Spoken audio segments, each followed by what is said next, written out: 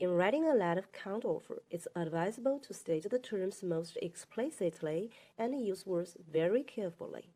First thing, you thank the offeror for the letter received and express your regret for inability to accept every term from the offer.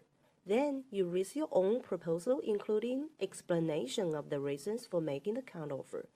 In addition, you express the goodwill for success in the transaction. A letter of counteroffer is usually structured by the following parts. Then why don't we figure them out in a sample letter? The letter is opened with thanks for receiving the offer and mentions the general information of the offer. Then the writer of the letter declines the offer by providing the recipient with the detailed reasons. Furthermore, the writer puts forward the desired business conditions to the reader. Meanwhile, the writer tries to persuade the recipient to accept them, usually by showing the good relationship between the two parties. Finally, the letter ends with the expressions of the writer's expectations for a favorable reply. Going through those 4 steps of writing, you're supposed to be aware of one essential in writing a counteroffer letter, namely to provide persuasive and rational reasons for your disagreement on terms. That is the way business people carry on their communication, and more importantly, that would help the acceptance of the counteroffer. Consider the following situation and see if the reason given by the offeree in the reply letter is well-grounded. In this counteroffer as a reply, the offeree gives the reason why he can't accept the offer. In the second paragraph, we check out the rise of wage, materials, and the tax rate. It appears to be reasonable. But if we go back to the letter prior to this counteroffer, look here, the letter was a counteroffer in itself. The writer of this letter also showed his disapproval and gave the reason for we've learned similar products are sold at a lower price in your country.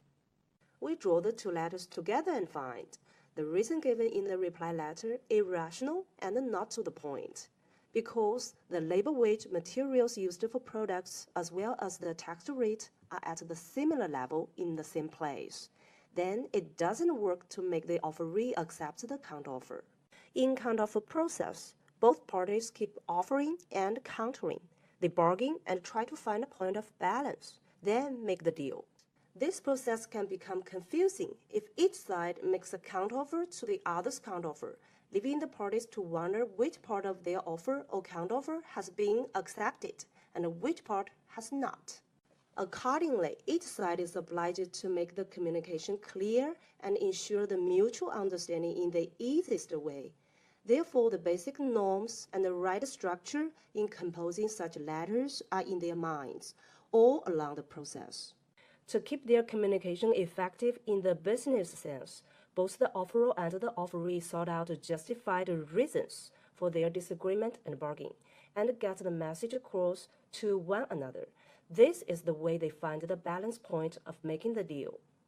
Before we embrace the next lecture on language style of counteroffer, you'll expect to be aware of the 4 modules we have today: definition, norms, structure of writing, and reason for countering. Created using Powtoon.